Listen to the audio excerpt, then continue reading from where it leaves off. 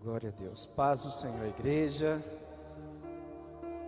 Abra sua Bíblia no Evangelho que escreveu Mateus, capítulo de número 13.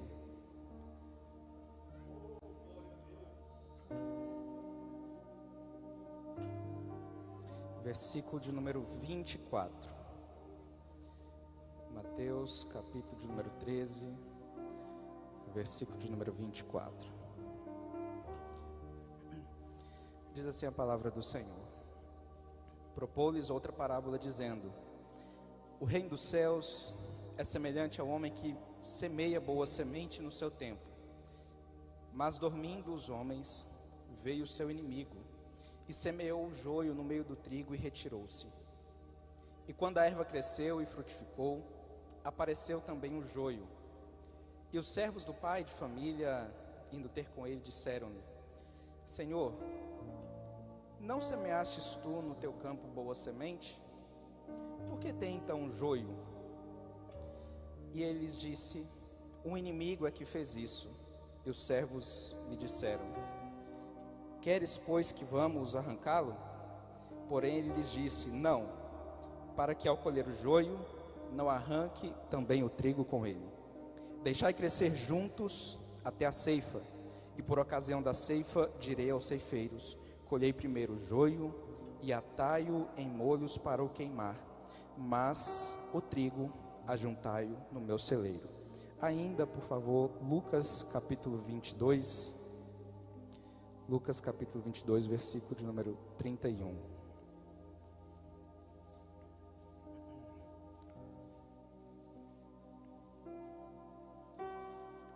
Diz assim a palavra do Senhor: disse também o Senhor: Simão, Simão, eis que Satanás vos pediu para vos cirandar como trigo, mas eu roguei por ti, para que a tua fé não desfaleça. E tu, quando te converteres, confirma teus irmãos. Amém? Espírito Santo, nós estamos aqui, Senhor. E Pai, nós nos entregamos, rendemos ao Senhor o nosso cântico, a nossa adoração. Meu Pai, nós viemos aqui nesta noite para louvar e engrandecer o nome do Senhor. E agora, Jesus, nós estamos no momento da palavra e te pedimos: Pai, fala conosco. Meu Deus, que o Senhor nos dê entendimento, discernimento, que o Teu Espírito Santo fale conosco nesta noite, em nome de Jesus. Amém? Pode tomar o seu assento, adorando ao Senhor. Irmãos, eu estou tão feliz. Enquanto o musical cantava ali, eu pensei que a gente ia subir. Eu não sei se os irmãos estão tendo esses sentimentos de uns meses para cá. Parece que eu venho sentindo que o céu está bem perto da gente. Tem uns cultos que eu tenho vindo aqui na igreja e eu sinto que parece que vai ser meu último culto aqui. Já teve dias de eu sair daqui pensando: eu não sei se eu passo do próximo domingo, porque o que eu senti aqui é bom demais. E eu estou pronto para sentir isso a minha vida inteira na eternidade. Eu quero muito compartilhar uma palavra que Deus falou comigo. E eu gostaria muito que o Espírito Santo falasse com você também. Nós lemos o capítulo 22 do Evangelho que escreveu Lucas. Antes de chegar no momento que nós lemos, o capítulo 22 tem uma história curiosa, ainda no versículo 7. Porque no versículo 7 começa a acontecer a última ceia. Aquela ceia que é uma festa. Aquela ceia que deveria ser um momento de alegria. Mas nessa última ceia, Jesus anuncia que será traído.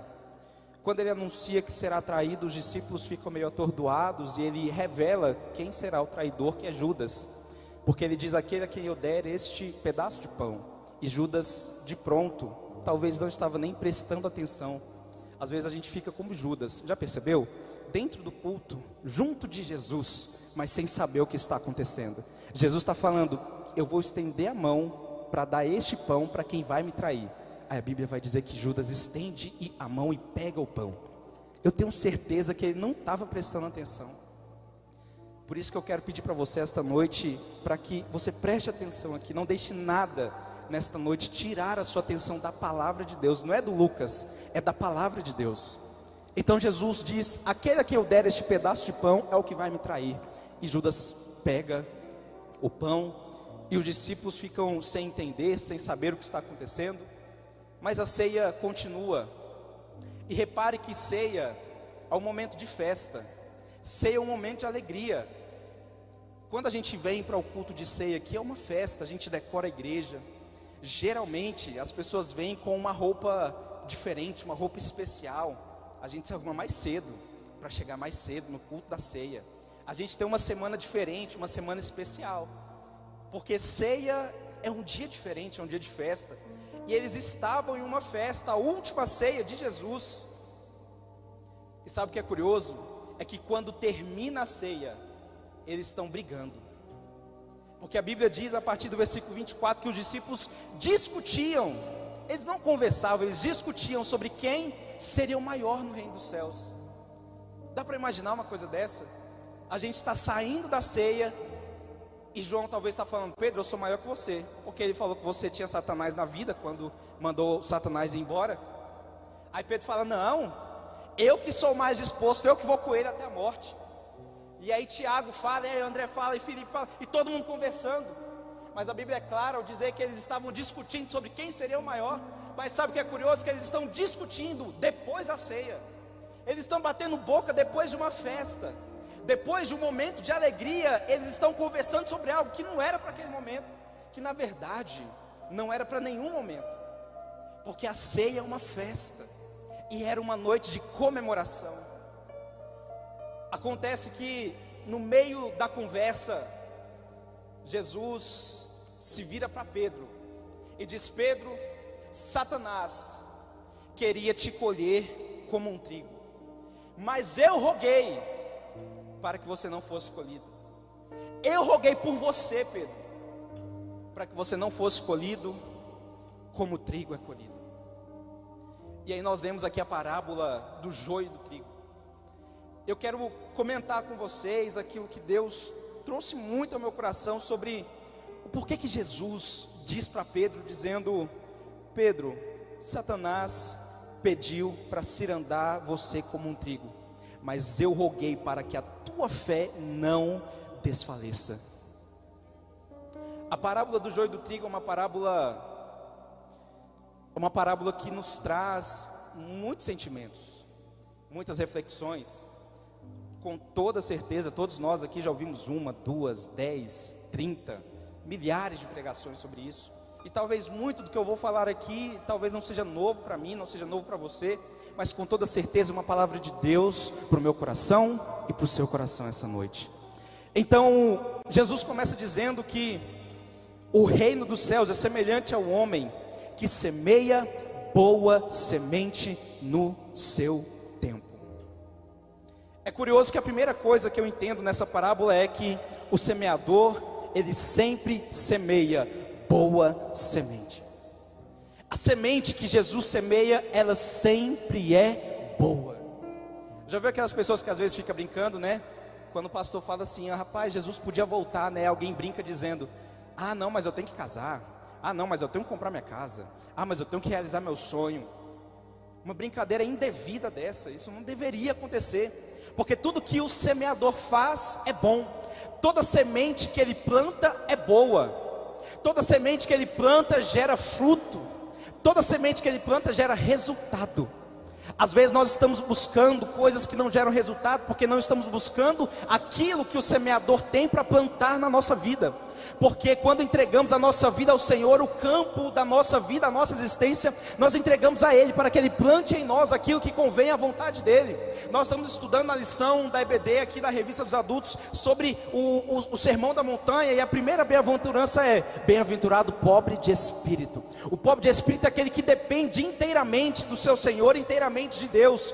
Então aquele que depende inteiramente de Deus, ele está vazio de si. Quem está vazio de si está pronto para receber a boa semente que o semeador tem para semear na minha vida e na sua vida. Que semente é essa, irmão Lucas? A palavra de Deus é a semente que Ele lançou para nós, e que em nós ela frutifica a partir da ação do Espírito Santo. E quando ela frutifica em nós, nós veremos o que Paulo diz lá em Coríntios capítulo 3, dizendo: olha, vocês são cartas escritas para que o mundo leia Cristo Jesus através da vida de vocês. Hoje as crianças falaram aqui, e teve alguma pergunta sobre testemunho. Nós somos água, nós somos sal e nós somos luz para glorificar a Cristo Jesus no mundo lá fora. Irmão Lucas, como eu glorifico a Cristo Jesus no mundo lá fora? Quando eu entendo que Ele plantou em mim a boa semente, quando eu entendo que eu deixei Ele germinar em mim a boa semente, quando eu entendo que o Espírito Santo germinou em mim a boa semente, eu gerarei para Ele bons frutos, que frutificarão para abençoar a vida daqueles que ainda não receberam essa boa semente. Então o semeador sempre semeia uma boa semente. E aí a parábola continua dizendo que no meio da noite, enquanto dormiam, veio o inimigo e plantou o joio.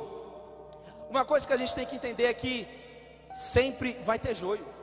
Inclusive, depois dessa história, ele explica dizendo que o campo é o mundo, a semente é a palavra, e os joios são os inimigos de Deus. Então, quem planta o joio é o inimigo. Quem planta o joio é Satanás. Quem planta o problema é Satanás. Eu coloquei assim que o joio não é plantado pelo Senhor da terra. O joio provém do inimigo. Ocorre que o joio e o trigo caminham e crescem juntos. O joio e o trigo ficam juntos e crescem juntos. Sabe por quê? Porque o joio e o trigo, enquanto novos, são muito parecidos.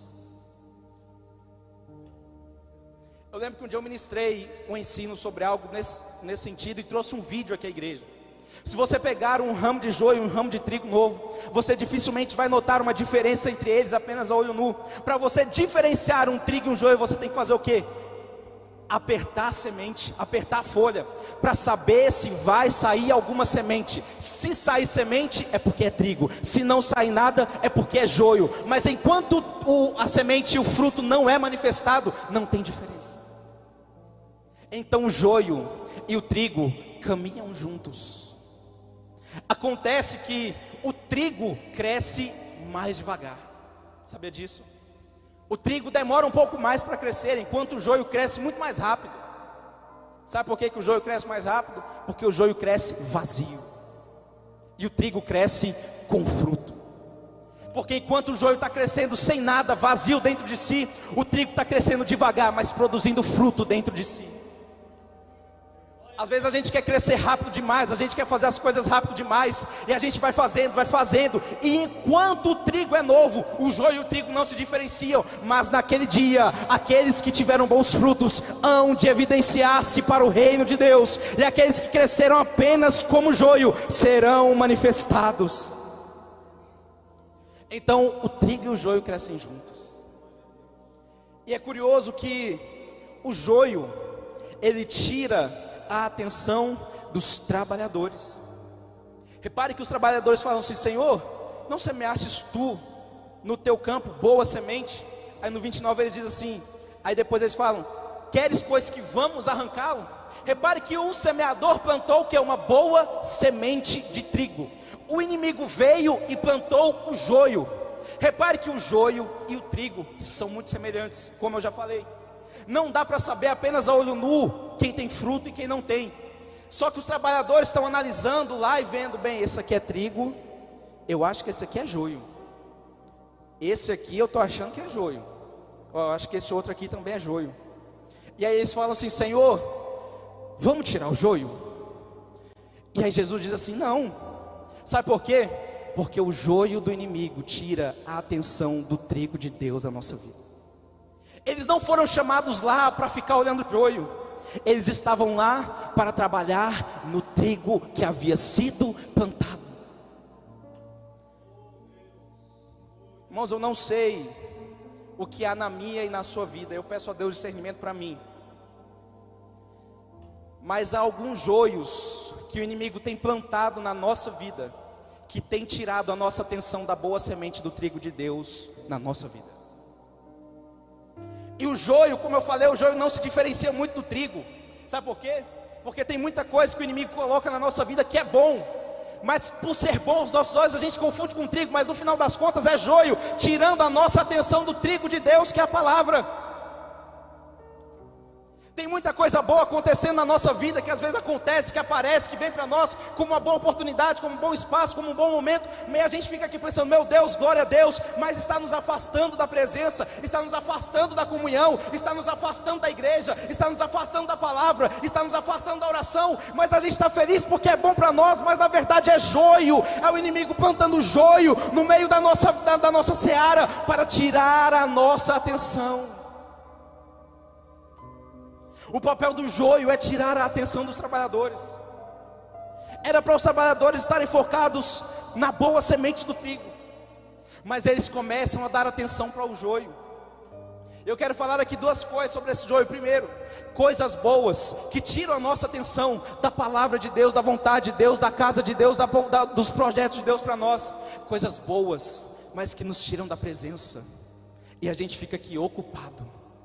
Eu lembro que um dia desse eu preguei sobre Jonas, e eu falei que quando Jonas foi para o fundo do barco, ele foi para o fundo do barco e não foi dormir, ele foi se ocupar, para esperar passar a tempestade, porque ele sabia que Deus estava na tempestade. Por que ele vai para o fundo do barco? Para se distrair do que? Da vontade de Deus, que ele sabia que era Deus falando com ele. E o joio faz isso, o joio nos distrai.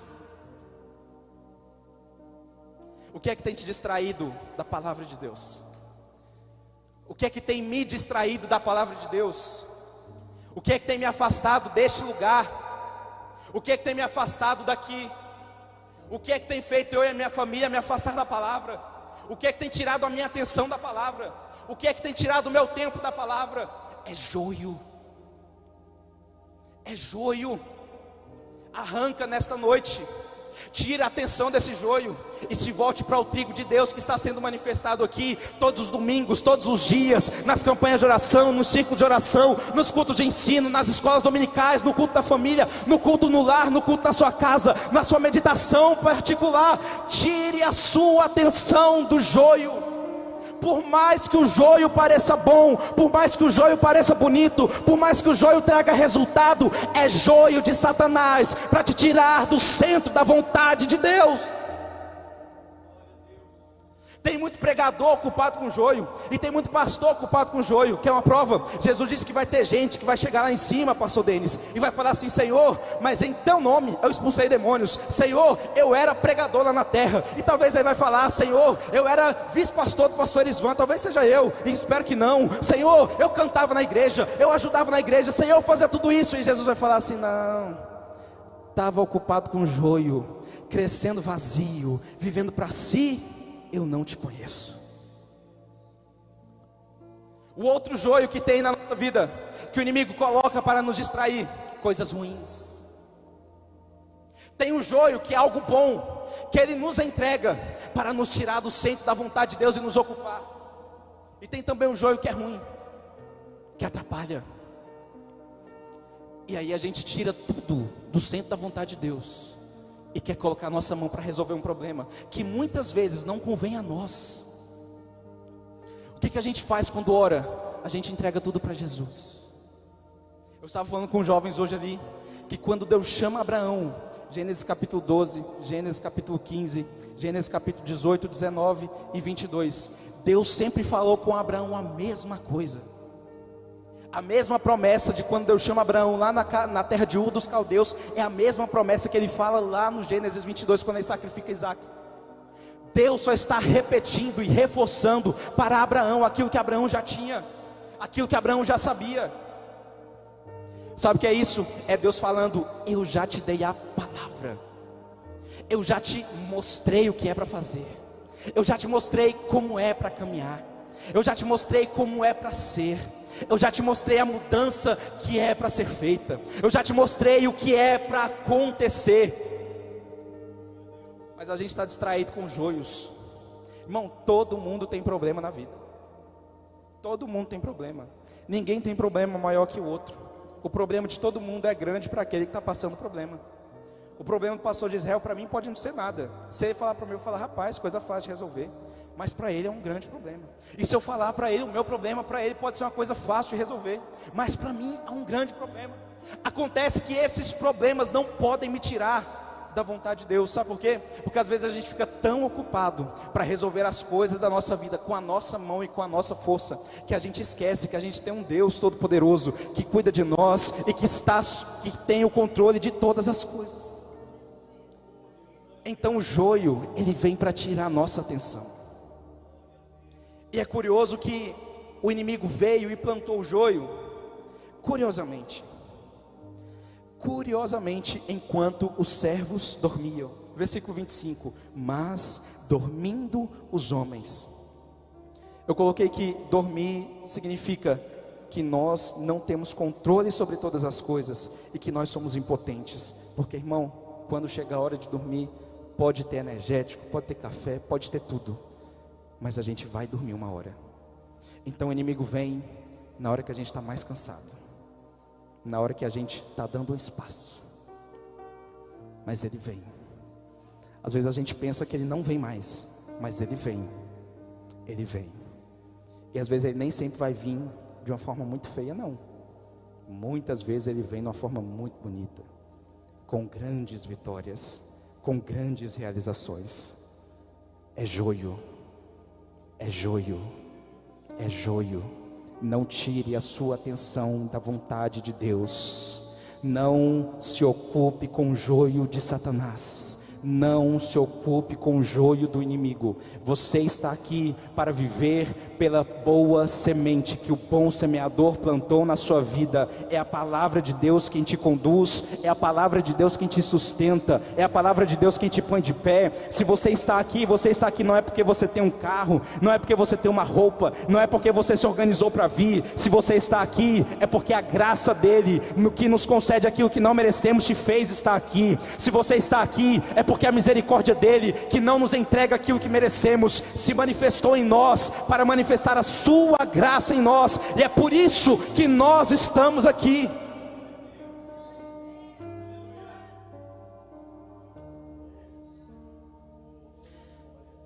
O joio não se importa com a palavra, sabe por quê? Porque quem plantou ele não foi o Senhor da terra. É por isso que quando a gente está ocupado com joio, a gente esquece da palavra. Irmãos, tudo que vem de Deus acrescenta bênçãos na nossa vida, e todas as bênçãos estão ligadas à palavra de Deus. Irmão, se tem alguma coisa boa na sua vida que te tira da palavra, que te afasta da palavra, que te afasta da vontade de Deus, tenha atenção, é joio. Por quê? Porque o joio não foi plantado pelo dono da palavra, mas aquele que vive pela boa semente, ele vive por aquele que plantou a boa semente.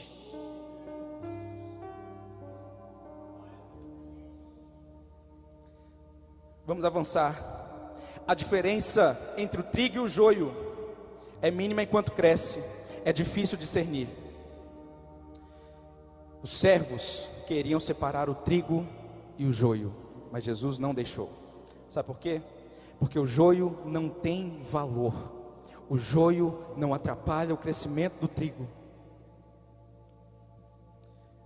Por que às vezes a gente fica querendo dar muita importância para aquilo que não tem valor na nossa vida?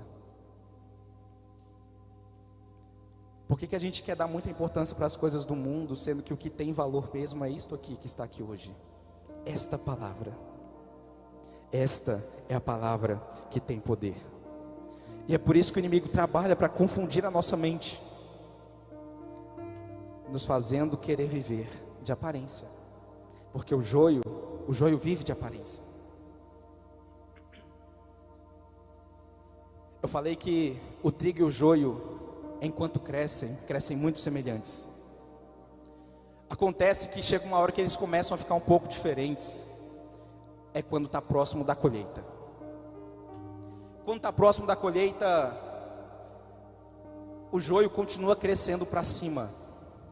Só que o trigo, ele começa a crescer um pouco para o lado, um pouco para frente. Ele começa a se envergar um pouco. Sabe por quê? Porque o trigo tem fruto. Eu quero fazer uma encenação para você entender que o joio está subindo.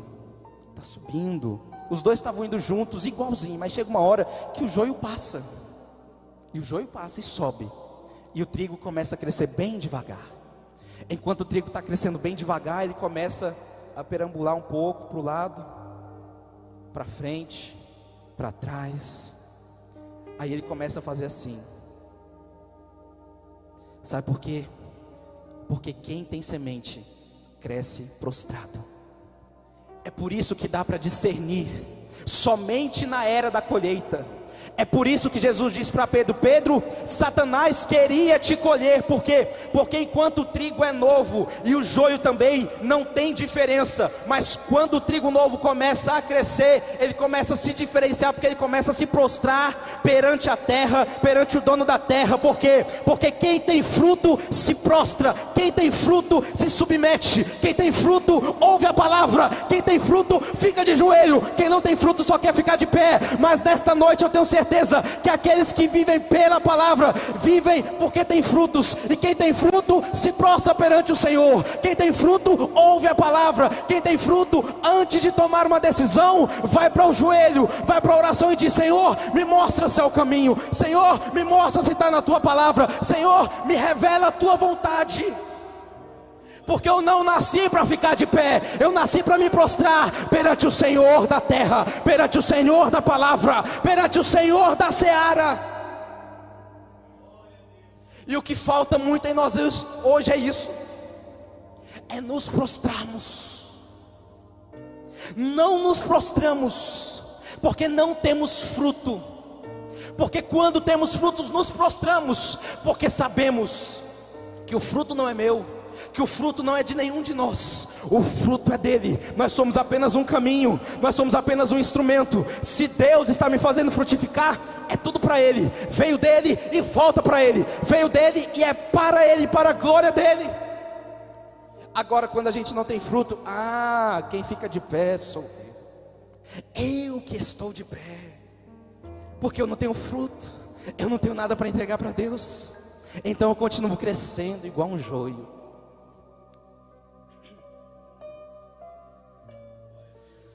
Produza frutos, porque você é trigo de Deus esta noite. Tem uma coisa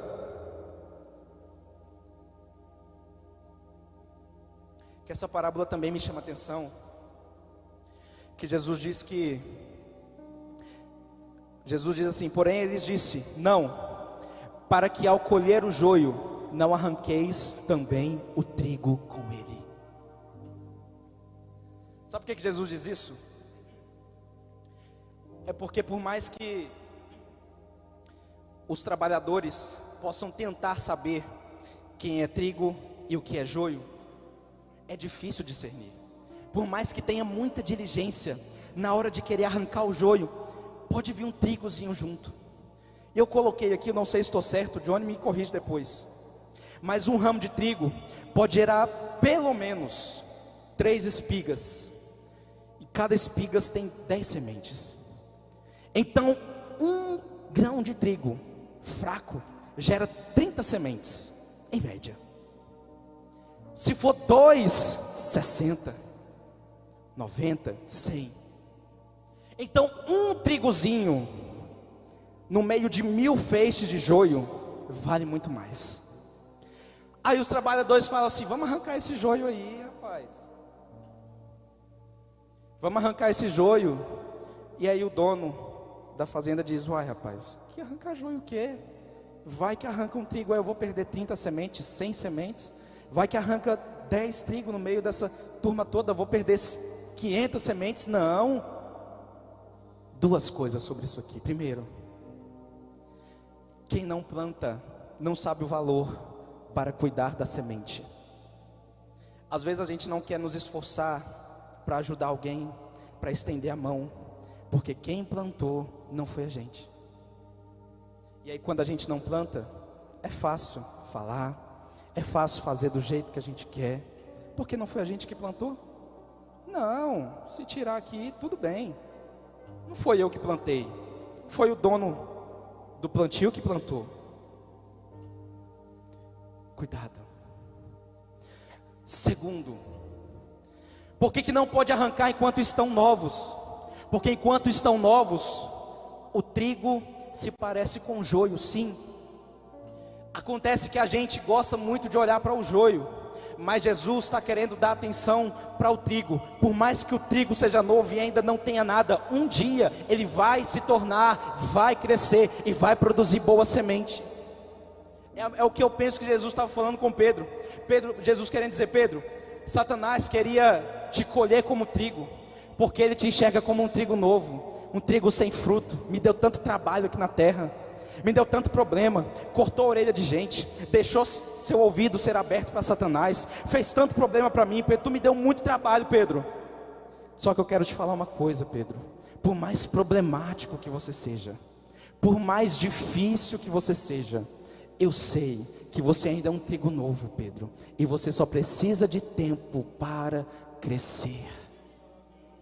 Pedro, por mais que seja difícil cuidar de você, Pedro, eu sei que você ainda é um trigo novo. Por isso eu não deixei te ceifar, por isso eu não deixei te colher. Às vezes a gente está aqui pensando: meu Deus, mas eu ainda não fiz nada, mas eu ainda não produzi nada. Ou então talvez você esteja pensando: meu Deus, mas aquilo lá dá muito trabalho, aquilo lá dá muita dificuldade, aquilo lá enche a minha cabeça. Deixa eu te falar, tem coisa que não é joio, às vezes é só um trigo novo. É Jesus nos chamando: vai para a oração cuidar, faz um carinho, faz um cuidado, chama para a oração, chama para a palavra, dá uma atenção, cuida, porque o que você às vezes pensa que é joio, talvez para o Senhor é um trigo novinho, que só precisa ser cuidado para poder crescer e gerar bom fruto.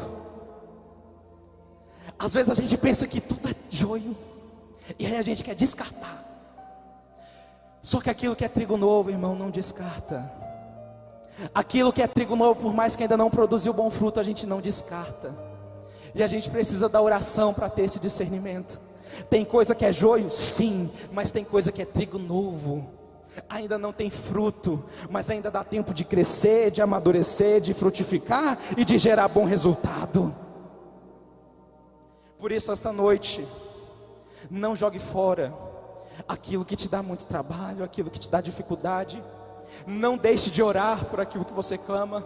Não deixe de interceder por aquele homem, por aquela mulher, por aquele filho. Talvez você possa estar pensando que é joio, mas Jesus essa noite está falando: é um trigo novo ainda, não deixa colher, não está na hora. Ainda dá tempo de frutificar, ainda dá tempo de gerar bom resultado, ainda dá tempo de gerar frutos, ainda dá tempo de gerar semente, de multiplicar e de gerar resultado para o dono da seara. Continua, persevera.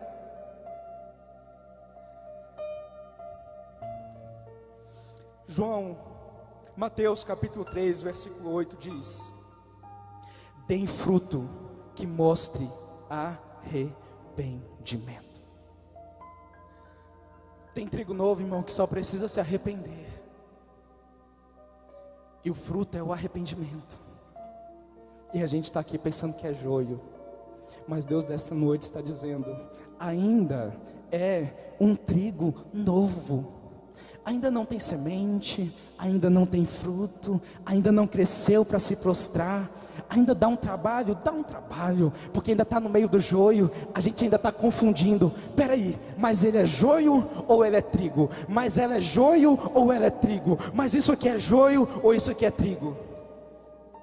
E Deus está falando: persevera na oração, continua, não desiste, porque ainda vai gerar fruto. Ainda vai gerar fruto.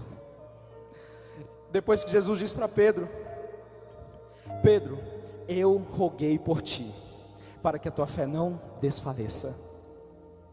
Jesus termina dizendo: e tu, quando te converteres, confirma teus irmãos. Olha que magnífico isso aqui. Alguém que ainda era um trigo novo. Jesus está dizendo: quando você se converter, Pedro, você vai cuidar dos seus irmãos. É Jesus dizendo: Pedro, você deu muito trabalho até aqui, mas vai chegar uma hora que você vai gerar muito resultado. Eu tenho muita certeza disso. ainda vai chegar a hora que vai gerar muito resultado, e você vai ter o que testemunhar para a glória do nome do Senhor. Por isso, nesta noite, não se ocupe com o joio que o inimigo plantou na sua vida ou na minha vida. Diariamente, irmãos, ele vem plantando joios, espaços, momentos, oportunidades, portas. Não se ocupe com isso. Se ocupe com o trigo, a palavra de Deus. É o trigo que Deus tem para nós. Quero te convidar a se colocar de pé.